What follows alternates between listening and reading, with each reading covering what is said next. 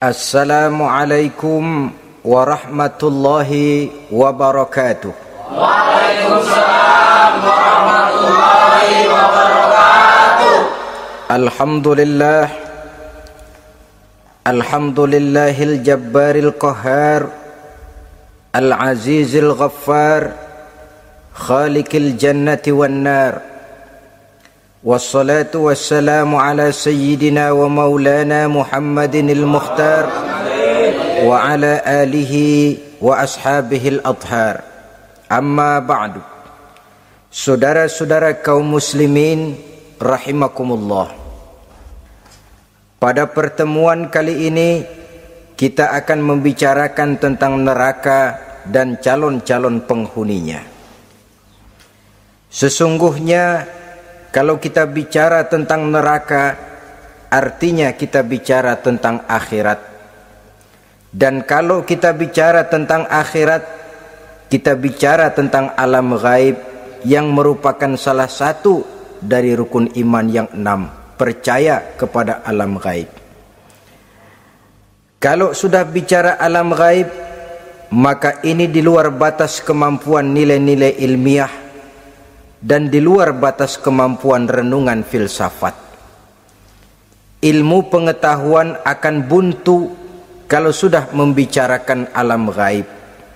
Artinya kehidupan di akhirat itu tidak bisa diteliti secara ilmiah. Filsafat pun akan ngambang kalau sudah membicarakan kehidupan di alam gaib. Karena itu kalau kita kembali kepada logika, jika kita ingin mengerti tentang caranya membuat bangku, kita pergi ke tukang bangku dan bertanya kepadanya. Kita ingin mengerti cara membuat mobil, kita pergi ke tukang mobil, ke bengkel mobil dan bertanya kepada ahlinya. Pun dalam urusan alam gaib, sudah sewajarnya kita kembali kepada penjelasan dari sang pencipta alam gaib, yakni Allah subhanahu wa ta'ala. Dan melalui kitabullah Al-Quranul Karim, Allah telah menjelaskan masalah-masalah gaib berupa kehidupan di sorga dan neraka itu secara jelas dan pasti. Dengan kata lain, di dalam membicarakan tentang neraka ini, yang menjadi dasar daripada pemikiran kita adalah rasa iman kepada Allah subhanahu wa ta'ala. Karena soal neraka tidak pernah bisa dibuktikan dengan ilmu pengetahuan.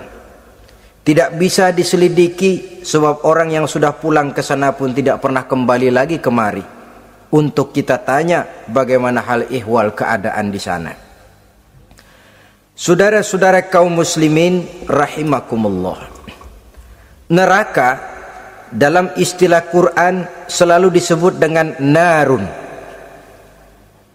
yaitu suatu tempat di akhirat nanti yang wujudnya berupa api yang bergejolak, bernyala dengan teramat dahsyatnya sehingga dapat mengelupaskan kepala setiap orang dan menjulang ke hati.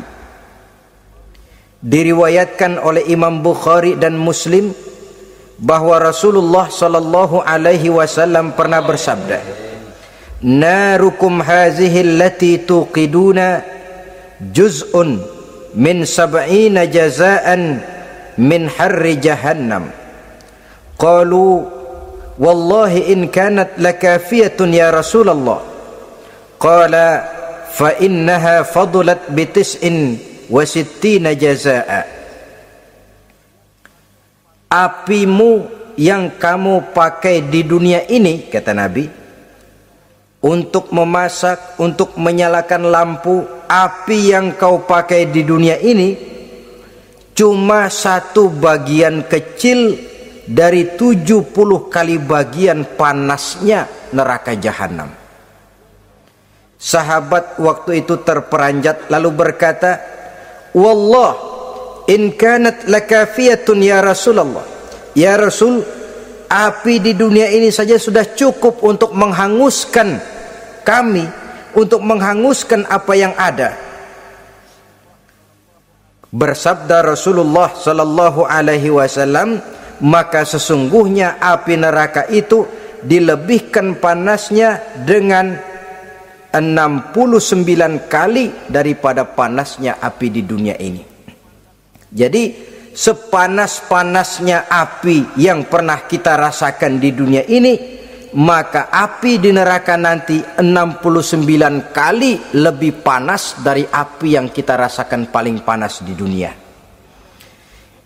Hadis yang senada dengan penjelasan ini di samping Jawahirul Bukhari, kita bisa menemukannya dalam Mukhtasar Tazkiratul Qurtubi dan Mukhtasar Ibnu Abi Jamrah misalnya. Saudara-saudara kaum muslimin rahimakumullah. Sehingga boleh jadi seringan-ringan azab penduduk neraka di akhirat nanti, kata Nabi, seorang yang di telapak kakinya diletakkan kerikil neraka yang sangat kecil, lalu mendidih otaknya. Itu seringan-ringannya. Di tapak kakinya diletakkan kerikil neraka yang oleh karena panasnya lalu mendidih otaknya. Itu yang paling ringan, nggak apa-apa, cuma segitu aja. Di telapak kakinya ditaruh kerikil, otaknya lalu jadi mendidih karena menahan panas. Pantas kalau satu hari Luqmanul Hakim pernah memberikan nasihat kepada anaknya, kata beliau, "Anakku, kerjakanlah dosa seberapa kekuatanmu menanggung azab Allah, dan laksanakan ibadah seberapa hajat dan keperluanmu kepada Allah. Berapa banyak hajatmu kepada Allah, begitulah kamu harus beribadah. Kalau kamu merasa tidak berhajat dan tidak perlu apa-apa kepada Allah, ya tidak usah ibadah." Logikanya kan begitu. Saudara-saudara, dalam hidup ini ada nggak yang nggak perlu kepada Allah? Ada nggak? Seluruh kita memerlukan Allah. Karena itu Luqman betul dengan bahasa diplomatis, "Anakku, kerjakan ibadah seberapa hajatmu kepada Allah. Makin banyak hajatmu kepada Allah, makin banyak hendaknya kamu melaksanakan ibadah. Tapi kalau kamu sudah merasa bisa hidup tanpa Allah, persilahkan kamu tidak usah ibadah." Sebaliknya, kerjakan dosa seberapa kekuatanmu menanggung azab siksaan Allah. Kalau merasa sudah belajar ilmu kebal, kira-kira di neraka nanti nggak apa-apa, persilahkan kerjakan dosa sebanyak-banyaknya. Tapi kalau masih berpikir, gua mah jangan dibakar di neraka, nginjek puntung rokok gua lompat. Kalau masih berpikir ke situ, ya hati-hati, saudara-saudara. Nah, sebagaimana surga, neraka pun ada pintu-pintunya. Dan yang melalui pintu-pintu itu sesuai dengan dosa yang dia kerjakan pada waktu kehidupannya di dunia ini. Jadi setelah manusia diadili, mereka kumpul di padang mahsyar beramai-ramai. Yang mendapat kitab di tangan kanan, yang selamat dari proses pengadilan, yang sudah nyata lebih banyak kebaikannya daripada kesalahannya, wajah mereka berseri-seri. Tapi yang rapotnya merah, yang timbangannya lebih banyak kejahatannya, mereka mukanya udah pada gulem.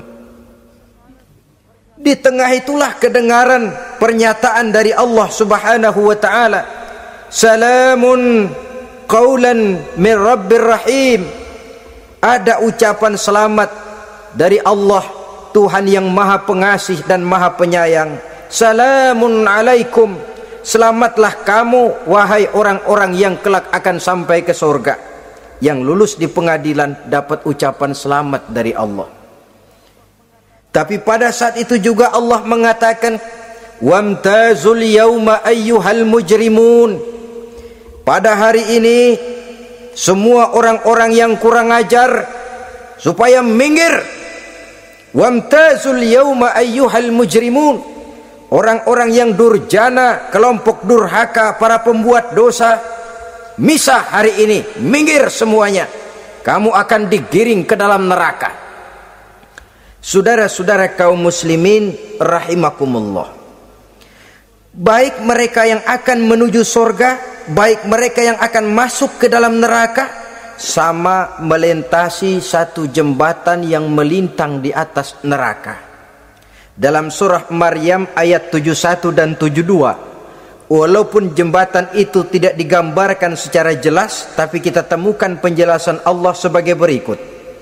Wa inna minkum illa wariduha kana ala rabbika hatman maqdiyya thumma nunajjil ladzina taqaw wa nazaru zalimina fiha jasiyya. Saudara-saudara, dan tidak ada setiap orang pun kecuali mereka akan melalui api neraka itu. Adapun orang-orang yang bertakwa, mereka diselamatkan oleh Allah, sedangkan orang-orang yang zalim, mereka terlempar ke dalam jurang neraka. Nah, itu yang dinamakan dengan sirat. Ada memang riwayat menjelaskan bahwa sirat itu kecilnya seperti rambut dibelah 7, tajamnya lebih tajam dari mata pedang. Tapi dalam banyak hal, orang lewat di atas sirat itu bergantung kepada amalannya waktu dia hidup di dunia ini. Maka jangan heran ada orang yang lewat di atas sirat itu seperti kilat, lep sudah sampai di surga. Ada yang lewat di atas sirat itu seperti orang terbang. Ada yang lewat di atas sirat itu seperti orang lari. Ada yang seperti jalannya unta. Ada yang merangkak. Ada yang gelantungan. Ada yang sudah hampir sampai ke tepian sana untuk masuk ke dalam surga, terpeleset nyemplung juga ke dalam neraka, sesuai dengan amalan pada waktu mereka hidup di kehidupan dunia yang sekarang ini. Saudara-saudara kaum muslimin rahimakumullah, apabila orang terperosok lalu masuk ke dalam neraka, bagaimanakah ihwal keadaan di neraka? Panasnya sudah kita jelaskan tadi, 70 kali lipat dari sepanas-panasnya api di dunia ini. Lalu orang-orang yang masuk ke dalam neraka, mereka juga mendapat pakaian, makanan, minuman, perhiasan. Tapi makanannya, minumannya, perhiasannya lain dengan orang-orang yang sampai di surga. Mereka juga diberikan buah-buahan, sebab di neraka juga ada pohon. Namanya pohon zakum. Buahnya duri dari api. Dan itu yang akan jadi lalap makanannya orang-orang neraka. Di dalam surah As-Saffat ayat 64-65 Allah Subhanahu wa taala menjelaskan, innaha syajaratun takhruju fi aslil jahim tal'uha ka'annahu ru'usus syayatin. Sesungguhnya pohon zakum itu adalah satu pohon yang akarnya keluar dari dasar neraka, yang buahnya seperti kepala setan. Ini sudah untuk bahasa yang sangat menyeramkan ini. Pohon itu tumbuh dari dasar neraka, buahnya mirip kepala setan. Itu akan dijadikan makanannya orang-orang yang ada di dalam neraka. Perhiasannya apa? Surah Al-Insan ayat 4, inna a'tadna lil kafirina salasilan wa aghlalan wa sa'ira. Sesungguhnya kami sediakan bagi orang-orang kafir itu di dalam neraka segala macam rantai, cambuk-cambuk dan belenggu-belenggu neraka, terbuat dari api neraka, siap untuk merantai, membelenggu dan mencambuk mereka. Jadi dikasih perhiasan, lehernya dikalungin rantai, tangannya dipakein belenggu, ada cambuk-cambuk yang seluruhnya terbuat dari api neraka. Begitu mereka sampai ke pintu neraka yang namanya malaikat Zabaniyah, penjaga neraka, udah bukan main gemesnya dah. Ya, nyambutnya nggak ada ramahnya, lain sama malaikat Ridwan, penjaga surga. ramah, murah senyum. Begitu orang mau masuk surga, salamun alaikum tibtum fadkhuluha khalidin. Keselamatan atas kamu, sungguh kamu telah beruntung. Sekaranglah masuk kamu ke dalam surga dan kekalah tinggal selama-lamanya di sana. Ramah, murah senyum, selamat datang, selamat tiba di tempat yang penuh kenikmatan. Mari persilahkan. Ini malaikat Ridwan. Malaikat Malik, malaikat Zabaniyah lain lagi. Dia nungguin pabrik. Sadis menerima, matanya melotot. Ini dia manusia-manusia kurang ajar yang waktu di dunia sudah datang para rasul, sudah turun agama, sudah datang Al-Quran, tapi belagak pilon. Sini loh, nih rantai belenggu, lalu dirangkeng, dimasukkan ke dalam neraka. Na'udzubillah summa na'udzubillah. Saudara-saudara, lalu terpikir oleh kita, kalau begitu panasnya api neraka, sekali lempar orang terus mati dong. Ya enak kalau boleh begitu sih. Begitu dilempar ke neraka terus mati, enak. Ternyata tidak. Kepedihan neraka adalah kepedihan yang kekal dan terus menerus. Tidak satu saat pun orang-orang di dalam neraka pernah merasakan kesenangan. Tidak sesaat pun. Kali semenit kayak ngasok, enggak, terus menerus berada dalam kepedihan yang tiada tara. Al-Quran menjelaskan, kullama nadijat juluduhum baddalnahum juludan ghairaha. Apabila hancur kulitnya, kami ganti dengan kulit yang baru. Supaya apa? Liyazukul azab, biar dia rasain azab. Tuh, rasain dulu. Hancur kepalanya, buletin lagi. Hancur kulitnya, bikin lagi. Berantakan isi perutnya, disempurnakan lagi, digiling lagi. Terus menerus begitu. Tidak sedetik pun penduduk neraka itu pernah mengalami istirahat. Barangkali pakai jam istirahat lumayan, ini enggak ada. Ada bel, kleneng, istirahat, azab dicabut. Tidak. Terus menerus dan selalu begitu. Satu detik saja pun mereka tidak pernah istirahat dari siksaan dan azab yang mereka terima. Saudara-saudara kaum muslimin rahimakumullah. Lalu bagaimana keadaan mereka? Ada orang-orang di dalam neraka itu yang dikenakan pakaian dari api neraka. Luar biasa. Dikasih pakaian dinas dari api.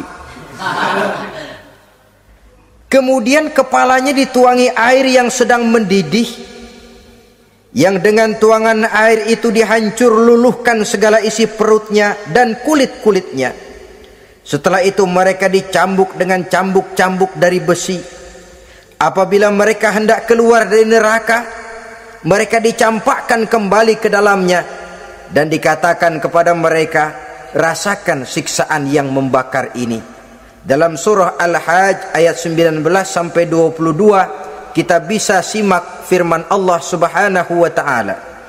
Fallazina kafaru qutti'at lahum siyabun min nar yusabbu min fawqi ru'usihimul jahim yus'aru bihi ma fi butunihim wal julud walahum maqami'u min hadid kullama aradu an yakhruju minha min ghammin u'idu fiha wa zuqu azabal hariq. Na'udzubillah summa na'udzubillah. Diberikan pakaian dari api, melolong, menyayat dia, memilukan, merintih dan meraung-raung. Lalu kepalanya diguyuri dengan air yang sangat mendidih. Hancur luluh isi perutnya, masih dicambuk lagi dengan cambuk-cambuk dari besi. Mereka merambat, mereka meraung, mereka hendak lari, mereka ingin keluar dari neraka. Tapi tiap kali mereka merambat ingin keluar, ditarik lagi. Kalau cara kita, ayo mau kemana lo? Apa kata malaikat penjaga neraka? Zuku azabal hariq, rasain nih, makan pencarian lo waktu di dunia. Saudara-saudara, lalu ada pula siksaan penduduk neraka itu, di mana dahi, lambung dan punggung mereka dipanggang dengan api neraka. Allah Karim. Kita di dunia ini tertusuk paku saja waktu berjalan sudah bukan main pedihnya. Tertusuk duri saja sudah bukan main pedihnya. Ini punggungnya, lambungnya macam disate, dipanggang dari api neraka. Dalam At-Taubah ayat 35 kita temukan firman Allah, fi nari jahannama fatukwa biha hibahuhum wa junubuhum wa zuhuruhum, na'udzubillah summa na'udzubillah. Kemudian ada pula penduduk neraka itu yang disiksa, lehernya diikat dengan rantai, mereka spontan diseret-seret dengan sekeras-kerasnya dan dilemparkan ke dalam lautan air yang sedang mendidih.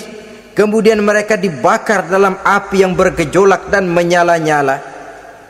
Pada surah Al-Mu'min ayat 71 dan 72 Allah Subhanahu wa taala menjelaskan, izil aghlalu fi a'nakihim wassalasil yushabuna fil hamim summa fin nari yusjarun. Ketika belenggu dan rantai dipasang di leher mereka supaya mereka diseret ke dalam air yang sangat panas, kemudian mereka dibakar dalam api. Ada lagi penduduk neraka yang dipegang jambulnya lalu diseret ke tengah-tengah neraka, kemudian kepalanya digerujuki dengan air yang mendidih seperti yang dijelaskan dalam surah Ad-Dukhan ayat 47 dan 49. Pendeknya, azab dan siksaan neraka itu sesuailah dengan amalan dosa yang dikerjakan manusia pada waktu kehidupan di dunia ini. Maka dalam puncak perjalanan Mi'raj misalnya, kepada Rasulullah sallallahu alaihi wasallam diberikan berbagai macam penglihatan sebagai contoh dan tamsil dari kehidupan di dunia ini, sejak dari penglihatan di jalan sampai kepada penglihatan surga dengan segala kenikmatannya dan neraka dengan seluruh azabnya. Seluruhnya merupakan contoh teladan. Misalnya dalam perjalanan di ketika hendak Mi'raj itu, sebelum berangkat Rasul disodorkan dua minuman, segelas berisi arak, segelas lagi berisi susu. Kata malaikat Jibril, ambillah salah satu minuman itu ya Muhammad. Lalu Rasul dengan tidak ragu-ragu, mantap betul beliau mengambil gelas yang berisi susu, lalu beliau minum. Setelah beliau minum itu, malaikat Jibril berkata, "Shaddaqta ya Muhammad, engkau telah benar Muhammad. Laqad asabtal haq, pilihanmu tepat." Kenapa ya Jibril? Untung susu yang kamu minum Muhammad. Kalau arak yang kamu ambil, pasti umatmu bakal jadi umat yang teler semua. Ini pun satu contoh buat kita semua, bahwa dalam kehidupan kita selalu berhadapan dengan susu dan arak, berhadapan dengan hak dan batil, berhadapan dengan benar dan salah. Maka hati-hati kita jangan sampai salah pilih karenanya. Lalu yang ada kaitannya dengan persoalan kita, penglihatan yang diberikan Allah kepada beliau di neraka. Beliau melihat sekelompok orang dilontari kepalanya dengan batu dari api neraka.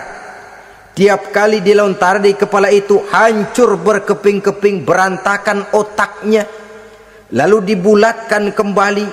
Setelah kepala itu bulat kembali, disambitin lagi, menjerit, meraung, merintih kesakitan, hancur kepalanya, berantakan otaknya, lalu dibulatkan lagi, terus menerus begitu, tidak pernah berhenti.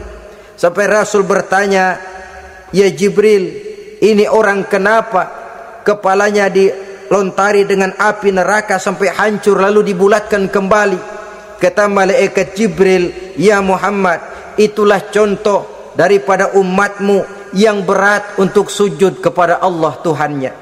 Itulah contoh dari umatmu yang waktu hidup di dunianya tidak pernah mendirikan solat sama sekali. Sombong yang paling sombong adalah sombong kepada Allah. Artinya tidak mau sujud kepada Sang Maha Penciptanya. Jadi barangkali saudara punya cita-cita atau keinginan, saya mau yang ini saja, persilahkan, gak usah sembahyang. Lalu ada lagi sekelompok kaum, perutnya besar sebesar rumah, dililit dengan kala dan ular dari api neraka, diseret-seret dia di jurang neraka, dipatoki ular, hancur perutnya, dibulatkan lagi perut itu, diseret kembali, hancur lagi, dibulatkan lagi, terus menerus seperti itu. Kata Nabi, ya Jibril, ini apa lagi? Kata malaikat Jibril, wahai Muhammad, inilah contoh daripada umatmu yang waktu di dunia suka makan riba alias renten dan suka makan harta anak yatim, suka ngobyekin anak yatim, sok jadi pengasuh anak yatimnya lapar, pengasuhnya yang pada kenyang. Saudara hadirin yang saya muliakan, orang yang makan riba alias renten, orang yang makan harta anak yatim, begitu gambaran yang diperlihatkan kepada baginda Rasulullah sallallahu alaihi wasallam. Sebagian lagi ada penduduk neraka yang kukunya terbuat dari tembaga dari api neraka, panjang sangat kukunya itu, lalu mencakar-cakar mukanya sendiri, hancur mukanya berantakan, dicakari oleh kukunya itu, lalu dibulatkan lagi, dicakar lagi, hancur lagi, dibulatkan lagi. Pengangguran bener nih orang, muka sendiri dicakarin sendiri. Ya Jibril, ini tamsil apa Jibril? Ya Muhammad, itulah contoh dari umatmu yang pada waktu di dunianya nggak pernah rukun sama sesama saudaranya muslim, suka nyari aib orang lain, suka ngejelekin orang lain, padahal orang lain itu saudaranya seakidah. Kan sama dengan nyakar muka sendiri namanya, menepuk air di dulang, terpercik muka sendiri. Kejelekan saudaranya dikorek-korek, aib saudaranya diobral di pasar umum. Orang macam itu nanti tangannya akan tumbuh kuku panjang dari tembaga yang akan mencakar dan mengoyak-ngoyak mukanya sendiri. Itu kita bisa lihat nanti. Oh, ini yang waktu di dunia suka ngorek-ngorek kesalahan orang tuh lagi pada nyakarin mukanya. Oh, begitu. Saudara-saudara kaum muslimin rahimakumullah. Oleh karena itu Nabi ajarkan kita, tuba liman saghalahu aibuhu an uyubin nas. Beruntung orang yang aib dan kekurangan pada dirinya menyebabkan dia sibuk sampai enggak sempat ngorek-ngorek aib dan kekurangan orang lain. Introspeksi. Beruntung orang yang celak dirinya menyebabkan dia sibuk dan tidak sempat ngorek-ngorek aib pada diri orang lain. Ada pula di antaranya dilihat oleh Rasul, di antara penduduk neraka itu orang yang lidahnya terjulur memanjang, kemudian dipotong lidah itu dengan gunting dari api neraka, menjerit dan memekik ia menahan sakit yang tiada tara, sampai Rasul bertanya kepada malaikat Jibril, kalau ini tamsil apa lagi ya Jibril? Kata malaikat Jibril, wahai Muhammad, inilah contoh dari umatmu, orang-orang yang waktu di dunia tidak pandai menjaga lidahnya, suka menggunjing orang, suka memfitnah orang, suka ghibah dan namimah, suka ngomongin orang di belakang yang bersangkutan.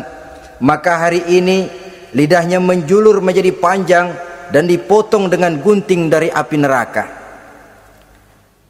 Lalu Rasul juga melihat sekelompok orang perempuan tergantung rambutnya dari gantungan api neraka, kemudian dipanggang dari duburnya sampai ke atas kepalanya dengan tombak dari api neraka, meraung dan merintih serta mengeluarkan nanah dari kemaluannya. Rasul bertanya, ini apa lagi ya Jibril? Kata malaikat Jibril, inilah perempuan yang waktu di dunia tidak pandai menjaga kehormatan dirinya, ahli zina dan tukang umbar, saudara-saudara kaum muslimin rahimakumullah, banyak lagi tamsil-tamsil yang dicontohkan dalam puncak perjalanan Mi'raj yang seluruhnya merupakan peringatan bagi kita umat Rasulullah sallallahu alaihi wasallam. Nah, kemudian sekarang marilah kita bicarakan neraka itu satu demi satu. Yang pertama, dan ini yang paling dikenal orang, neraka Jahannam atau naru Jahannam. Siapa yang dijelaskan Allah akan menjadi penghuni neraka Jahannam ini? Pertama dalam surah Al-Ankabut ayat 68. Wa man azlamu mimman iftara 'ala Allahi kadziban aw kadzdzaba bil haqqi lamma ja'ahu alaysa fi jahannam maswal lil kafirin. Adapun orang-orang yang zalim kepada Allah, mendustakan ayat-ayat Allah dan mendustakan kebenaran setelah datang kebenaran itu, bukankah neraka Jahannam merupakan tempat kembali bagi orang-orang kafir? Jadi dalam Al-Ankabut ayat 68 ini dijelaskan penduduk neraka Jahannam itu pertama adalah orang-orang kafir. Siapa orang kafir? Menurut keyakinan akidah kita, setiap orang di luar Islam adalah kafir. Kemudian yang kedua dalam surah Al-Hijr ayat 42 dan 43, penduduk neraka Jahannam itu, inna ibadi laisa laka alaihim sultanun illa man ittaba'aka minal ghawin wa inna jahannama la maw'iduhum ajma'in. Sesungguhnya hamba-hambaku tidak akan bisa kamu kuasai, hai iblis, kecuali mereka yang mengikuti tipu dayamu. Sesungguhnya neraka Jahannamlah tempat mereka seluruhnya. Kalau kita perhatikan ayat ini, maka penghuni neraka Jahannam yang kedua adalah para pengikut setan. Para pengikut setan dengan seluruh ajaran-ajaran yang dilancarkan oleh setan. Padahal pada saat hendak masuk neraka, setan jelas cuci tangan. Tugasnya cuma bagaimana mencari pengikut sebanyak-banyaknya yang akan nemenin dia di neraka nanti. Tapi pada saat orang digiring ke dalam neraka, setan cuci tangan. Mungkin orang menuntut, setan, gue ngikutin lu, sekarang kenapa jadi kemari? Nah, gue bilang juga apa? Kata setan, gue bilang juga apa, lu kenapa ngikutin? Dan setan ini menebar ranjau dalam segala bentuknya, dengan segala macam caranya. Para pengikut setan yang menjauhi tuntunan agama, memperturutkan hawa nafsunya. Setan membisiki manusia lewat minuman keras, setan masuk manusia lewat judi, lewat zina, lewat kenikmatan yang melalaikan orang dari kehidupan akhirat dan selanjutnya, dengan segala macam jalan. Kadang-kadang dalam ibadah setan juga masuk. Kalau tidak ditimbulkannya takabur, ditimbulkannya sikap ujub dalam diri kita. Timbul rasa diri lebih benar dari orang lain, dan ini jelek. Timbul rasa nganggap enteng orang lain, itu kan ujub, nggak dikelihatanin orang, cuma hatinya aja ngomong sendirian. Kalau gue lihat di kampung ini nggak ada yang kayak gue. Bayangnya kayak ibadahnya kayak udah aing pang paling nak yo di dia. Itu juga bisikan iblis, dan dia tidak segan-segan mengaku jadi Tuhan iblis itu. Dan ini diceritakan dalam kehidupan Sayyidus Syekh Abdul Qadir Jailani. Ketika beliau sedang ibadah di mihrab dalam masjid, datang seberkas sinar. Sinar itu ngomong, ya Abdul Qadir ana rabbuk. Hai Abdul Qadir, aku Tuhanmu, kata cahaya tadi. Sudah cukup kamu ibadah Abdul Qadir. Sembayangmu udah banyak, puasamu udah banyak, jihadmu cukup. Maka mulai sekarang berhenti dah ibadah. Aku bolehkan kepada kamu segala yang dilarang. Cuma yang didatangi Syekh Abdul Qadir. Sehingga mendengar cahaya tadi ngomong begitu, beliau ambil kasut sendal, disambitnya cahaya tadi, izhab ya la'in, pergi laknat terkutuk iblis kamu. Masa saya disuruh berhenti sembahyang karena hati saya sudah baik? Kalau hati sudah baik lalu boleh berhenti sembahyang, mestinya yang paling dulu berhenti sembahyang Nabi Muhammad, sebab beliau orangnya paling baik. Tapi Nabi hatinya baik, sholat jalan terus, hukum halal haram berlaku. Ini kadang-kadang orang sekarang baru ibadah dikit banget merasa dapat bisikan katanya, wangsit. Ya berhenti sembahyang madep ngulon, madep ngudik sembahyang. Bikin ajaran yang aneh-aneh. Nah kalau satu orang boleh dapat wangsit, saya juga boleh dong ngomong dapat wangsit. Saya juga boleh dong mendirikan aliran kepercayaan. Saya ngilang dulu dari kampung saya kira-kira 3 tahun. Saya nyepi di kaki Gunung Salak, pulang piara jenggot pakai belangkon, di depan nama saya pakai embel-embel mbah. Saya ngaku dapat wangsit di Gunung Ano, mewahyukan kepada saya ano. Saya cari murid yang fanatik. Saudara-saudara kaum muslimin rahimakumullah, setan membisiki manusia hatta kita sedang ibadah sekalipun dibisikinya. Caranya, mula-mula dia bisikin, lu sembahyang buru-buru dah. Buru-buru udah. Akhirnya apa? Rukuk kita nggak sempurna, sujud kita nggak lengkap, tumakninah kita kurang, bacaan kita tajwidnya nggak kena. Kalau itu bisa kita atasin, kita sembahyang sebagaimana yang seharusnya, dia bisiki lewat jalan lain lagi. Suruhnya yang pendek-pendek aja dah. Atau habis sembahyang udah sigrah, udah jangan pakai wirid, jangan pakai zikir. Dengan segala macam jalan dibisikinya was-was ke dalam diri kita, sehingga ada satu riwayat walaupun dhaif tapi ini baik untuk dijadikan pelajaran. Konon iblis itu kalau subuh keliling dia, bawa kulit kambing, jarum sama tepung. Ditanya orang, iblis ini buat apa? Oh, kulit kambing. Gunanya tahu nggak? Kalau begitu subuh sudah muazin bilang as-salatu khairum minan naum, salat lebih baik daripada tidur.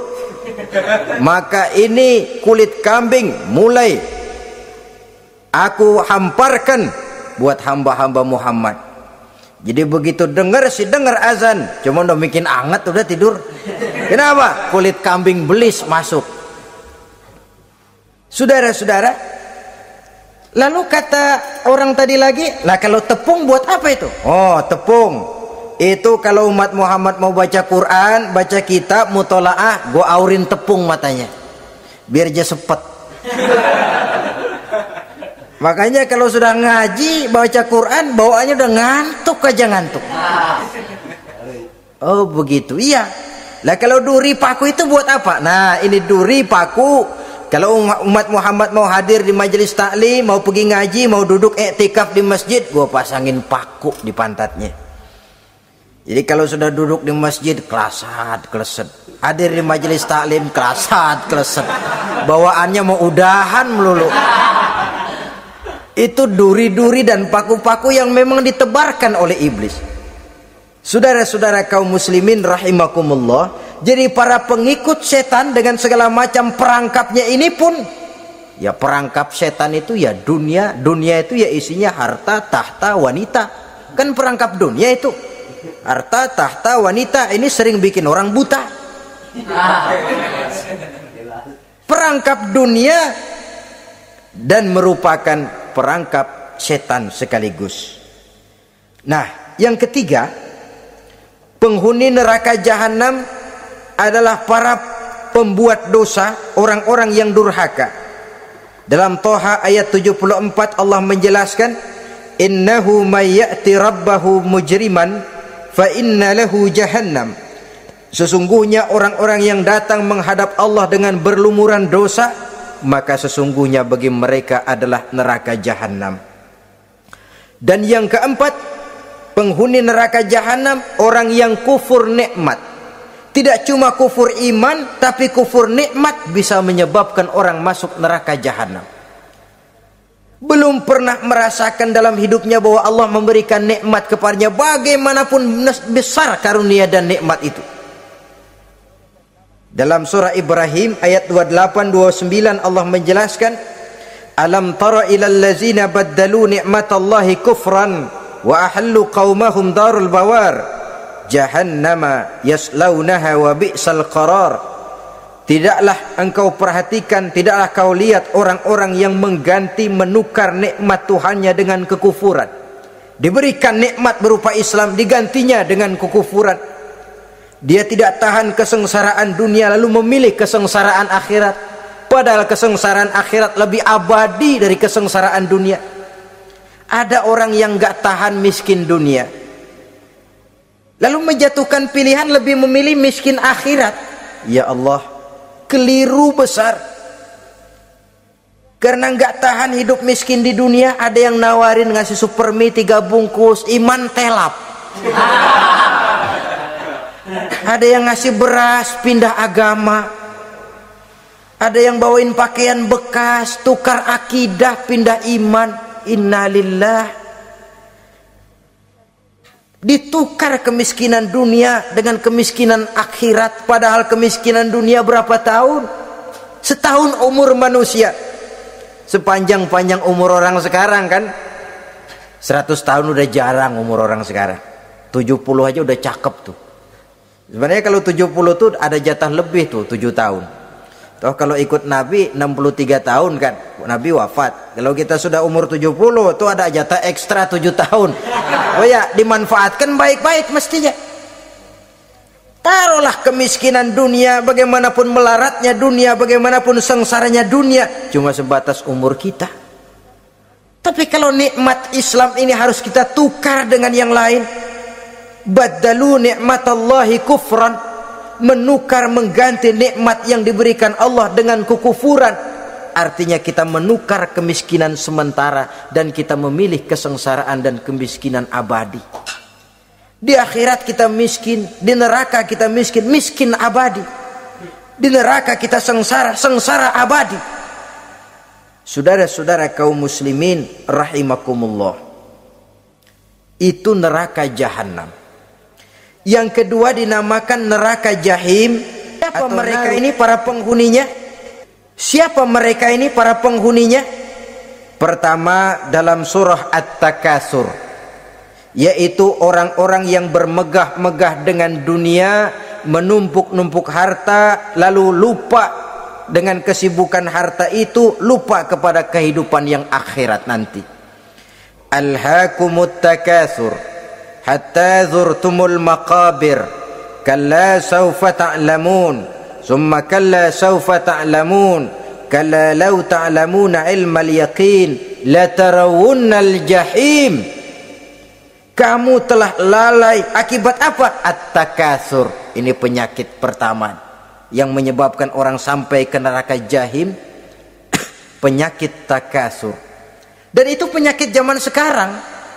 Berlomba-lomba dengan kemegahan materi, berlomba-lomba dengan kemegahan dunia. Padahal kalau urusan itu kita berlomba, tidak akan pernah sampai finish. Percayalah itu, tidak akan pernah finish. Sebab kemegahan dunia siklus, lingkaran setan. Kita anggap kalau punya duit 1 juta tenang, punya 1 juta berubah pikiran, lain lagi. Kita anggap kalau punya mobil enak, sudah punya mobil lain lagi problemnya. Kita anggap kalau rumah sudah gedung enak hidup, punya rumah gedung lain lagi problemnya. Makanya pesan Nabi, kalau ingin hidup tenang, urusan dunia lihat ke bawah, urusan akhirat lihat ke atas. Sering dicontohkan kalau punya mobil bilang alhamdulillah kita punya mobil, tangga kita cuma punya motor. Kata yang punya motor, syukur banget kita punya motor, tangga kita punya sepeda doang. Kemana-mana kekejek mulu, dayung.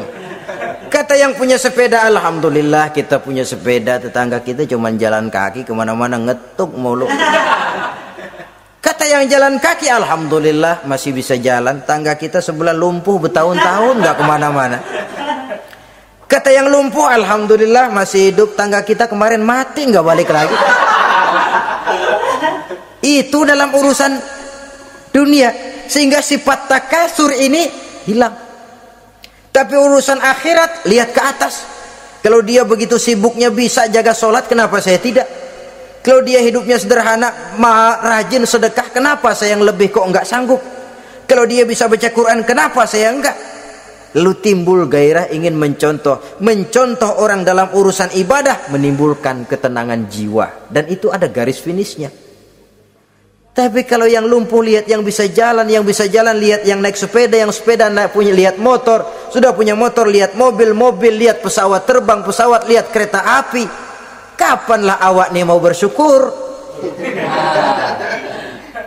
Yang ada kurang saja, padahal nikmat itu tidak pernah berhenti. Bukan dilarang orang kaya, tetapi perlombaan memperkaya diri itu yang dilarang. Karena kalau sudah perlombaan namanya jor-joran sifatnya. Prinsipnya tujuan menghalalkan cara ini yang dijaga oleh agama. Saudara-saudara, selain penyakit takasur yang menyebabkan orang sampai ke neraka jahim, juga perbuatan durjana. Dalam Al-Infitor ayat 13-14, innal abrara lafi na'im wa innal fujjara lafi jahim. Orang-orang yang berbakti, berbuat kebajikan, mereka akan mendapatkan neraka surga naim. Tetapi orang-orang yang fujar, durjana, kurang ajar, durhaka, lafi jahim, mereka akan mendapatkan neraka jahim. Lalu siapa lagi penghuni jahim itu? Orang-orang yang menentang dan menantang ayat-ayat Allah. Wallazina sa'au fi ayatina mu'ajizin ulaika ashabul jahim. Dan orang-orang yang berusaha menantang ayat-ayat Allah sehingga melemahkan orang-orang yang mau mengikuti rasul-rasul Allah. Menantang ayat Allah dan membuat lemah orang yang mengikuti rasul, melemahkan semangat orang yang mau mengikuti khitah dan perjalanan Rasul. Lu mau bangun masjid, iya, berabe, berat, jangan. Jangan aja kapok. Majelis taklim pahit, ngaji berat, melemahkan ini. Sudah dia rusak, merusak lagi. Kalau rusak kan cuma sendirian. Ini tidak, sudah rusak, merusak, mu'ajizin, melemahkan orang-orang yang mau mengikuti ayat-ayat Allah. Dan itu tidak jarang zaman sekarang ini. Orang yang melemahkan semangat kita dalam berjuang menegakkan kebenaran. Kita yakin Islam agama yang benar, kita yakin Islam agama yang sempurna.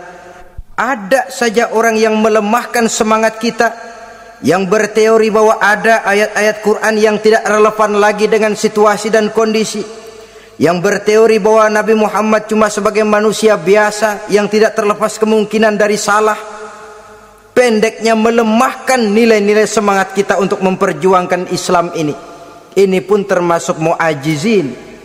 Mereka akan menemukan nanti di akhirat kapling di dalam neraka yang dinamakan neraka jahim. Na'udzubillah summa na'udzubillah. Yang ketiga, saudara-saudara, di antara nama neraka itu adalah neraka hawiyah. Siapa penghuni neraka hawiyah ini? Dalam surah Al-Qari'ah ayat 8-11 dijelaskan secara simpel, wa amma man khaffat mawazinuhu fa ummuhu hawiyah. Adapun orang-orang yang ringan timbangan kebaikannya, maka tempatnya adalah neraka hawiyah. Artinya orang ini lebih berat timbangan kejahatannya, sedikit kebaikannya, sehingga jadi ringan di timbangan akhirat nanti. Sholat, puasa, zakat, tapi dosa yang dikerjakan masih lebih banyak ketimbang kebaikan yang dikerjakannya itu. Maka orang semacam ini apabila tidak mendapat syafaat, maka dia akan masuk ke dalam neraka yang namanya neraka hawiyah. Lalu yang keempat, neraka wail. Dalam surah Al-Ma'un ayat 1-7, garis besarnya yang mendapat neraka wail adalah para pendusta agama. Siapa sih pendusta agama itu? Ara'aita allazi yukazzibu biddin. Tidakkah kamu lihat siapa orang-orang yang mendustakan agama? Mendustakan agama, beragama tapi bohong, solatnya bohong, hajinya bohong, puasanya bohong, mendustakan agama. Siapa mereka? Fazalikal ladzi yad'ul yatim. Pertama, orang yang suka menghardik anak yatim. Anak yatim yang lemah, anak yatim yang tidak berdaya, yang hidup dipayungi kemiskinan dan kekurangan, bukan ditolongnya malah dihardiknya. Jangan lupa, saudara yang sudah 2-3 kali pergi ke Makkah, saudara yang khusyuk dalam sujudnya, saudara yang mantap dalam puasanya, mungkin saja bisa terhalang masuk ke dalam surga, karena di samping rumah saudara ada anak yatim merintih menahan lapar dan haus. Saudara tahu, saudara mampu, tapi saudara diam saja, tidak mau mengulurkan tangan. Mungkin itu yang akan mengganjal saudara untuk masuk ke dalam surga. Wala yahuddu ala tu'amil miskin. Mereka membiarkan fakir miskin, tidak memberikan makan. Kemudian fawailul lil musallin. Mereka juga melalaikan solat. Allazina hum an solatihim sahun. Allazina hum yura'un. Mereka juga riak di dalam amalnya. Saudara hadirin kaum muslimin rahimakumullah, melalaikan solat kemudian riak dengan amalnya, termasuk amalan solatnya. Kalau jadi imam, bahasanya dibuat sepasih-pasihnya, surahnya yang panjang-panjang, paling pendek sabbihis sama wadduha. Tapi kalau solat sendirian cukup kul huwallahu ahad sama inna a'toinakal kautsar. Hilang lagi nilai keikhlasannya. Dan terakhir, mereka enggan untuk membayar zakat. Yang memenuhi ciri-ciri inilah yang dikatakan sebagai pendusta agama. Menghardik yatim, membiarkan fakir miskin, melalaikan solat, riya, dan enggan membayar zakat. Mereka divonis mendapat neraka wail, seperti dalam surah Al-Ma'un ayat 1 sampai dengan 7. Saudara-saudara kaum muslimin rahimakumullah. Yang kelima, neraka sa'ir. Neraka sa'ir ini pertama buat mereka yang memakan harta yatim. Kalau tadi tidak mau membantu, ini malah membantu tapi tujuannya malah ngobyekin anak yatim. Mereka yang memakan harta yatim, dalam An-Nisa ayat 10, innal ladzina ya'kuluna amwalal yatama zulman innama ya'kuluna fi butunihim nara wa sayaslawna sa'ira. Sesungguhnya orang-orang yang memakan harta anak-anak yatim dengan zalim, mereka sebenarnya telah memakan neraka, memasukkan api neraka ke dalam perutnya. Mereka akan dilontarkan ke neraka sa'ir. Selain itu, orang-orang yang mengingkari apa yang diturunkan oleh Allah Subhanahu wa ta'ala, mengingkari kebenaran Quran, mengingkari Rasul, pendeknya mengingkari Islam, dijelaskan dalam surah Luqman ayat 21. Yang keenam, saudara-saudara, yang dinamakan dengan neraka laza namanya. Pertama, untuk pembangkang dan orang yang menjauhi agama. Yang kedua, orang yang berpaling dari kebenaran. Dan yang ketiga, orang yang suka menumpuk-numpuk harta dan menyimpannya, tidak mau membayar zakat, infak, apalagi sedekah. Ini kita temukan penjelasannya dalam surah Al-Ma'arij ayat 15 dan 17. Yang ketujuh dinamakan neraka Saqar. Siapa penghuni neraka Saqar ini? Pertama, orang yang tidak pernah sholat. Yang kedua, tidak pernah memberi makan orang-orang miskin. Yang ketiga, ahli membicarakan yang batil. Strategis betul dia, ulung kalau sudah mengatur kebatilan. Kemudian yang keempat, orang yang mendustakan hari akhir. Dalam surah Al-Muddatsir ayat 42 sampai 47, kepada penduduk neraka Saqar ditanya, "Ma salakakum fis saqar?" Apa yang menyebabkan kamu masuk ke dalam neraka Saqar? Qalu lam naku minal musallin wa la naku nut'imal masakin wa kunna nakhudu ma'al khaidin wa kunna nukadzibu yaumaddin. Mereka menjawab, kami di dunia tidak pernah sholat, tidak pernah memberi makan fakir dan miskin. Kami selalu berkumpul dengan orang-orang yang batil dan membicarakan kebatilan, dan kami mendustakan adanya hari akhir. Yang kedelapan, yang terakhir adalah neraka Khutamah. Ini diperuntukkan bagi para pengumpat, pencela, para penghina orang lain, mencari aib saudaranya, kemudian juga mereka menumpuk, menghitung-hitung harta, lalu kikir dan bakhil dengan hartanya itu. Dalam surah Al-Hujurat ayat 11-12, kemudian surah Al-Humazah ayat 1 sampai dengan 7, kita temukan penjelasan itu. Pada akhirnya saudara-saudara, kalau penduduk surga mereka kekal di dalamnya, maka penduduk neraka ini ada dua macam. Ada penduduk musiman, ada penduduk permanen. Kalau yang namanya penduduk permanen itu sudah punya paspor KTP itu. Memang penduduk permanen itu mereka yang kekal selama-lamanya di dalam neraka. Mereka lah orang-orang musyrik dan orang-orang kafir, termasuk orang-orang munafik. Bahkan lebih dahsyat lagi yang namanya munafik. Kata Allah, innal munafiqin fid darkil asfal minan nar. Orang munafik itu berada di dasar jurang neraka yang paling bawah, keraknya neraka. Saudara-saudara, adapun penduduk yang semi permanen, ia masuk neraka buat sementara saja, sekedar dengan dosa-dosa yang dikerjakannya.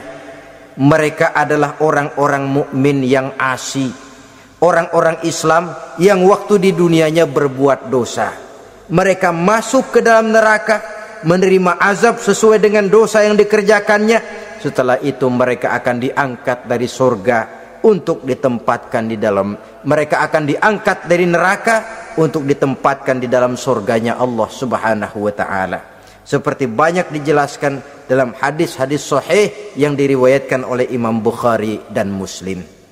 Nah, inilah sekelumit tentang neraka dan calon-calon penghuninya.